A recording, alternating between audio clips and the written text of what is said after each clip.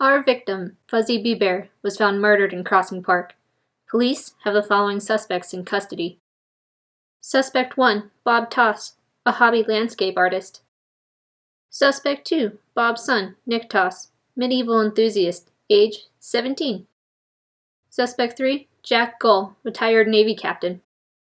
Finally, Suspect 4, Dr. Hibble, mad scientist. Evidence found at the scene of the crime was collected by Dr. Rachels with the forensics lab. It was submitted for DNA fingerprinting. Dr. Rachels, will you please present the results? Yes, Your Honor. 2 gel electrophoresis assays were run for 2 different loci of variable number of tandem repeats.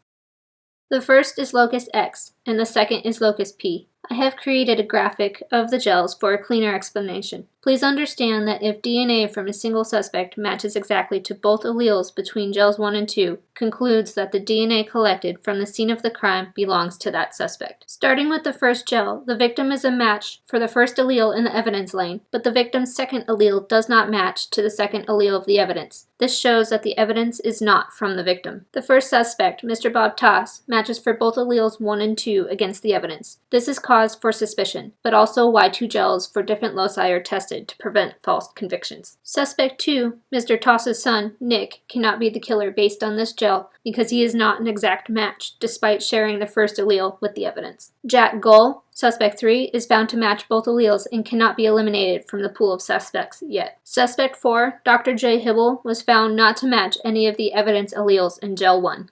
Moving on to the results of the second gel, here the victim does not match either allele compared to the evidence. In combination with gel 1, this proves the evidence gathered did not come from the victim. As for Mr. Toss, it was found in the second gel that he has no matches to the evidence. In addition to gel 1, Mr. Toss can be safely eliminated as the killer. Again, for Nick Toss, while he has one allele match in this gel, he is still not a perfect match. As a side note, Mr. Toss, if you had any suspicion Nick was your son, you can rest easy. He is your son based off the gels, since they show you and your son match for one allele in both.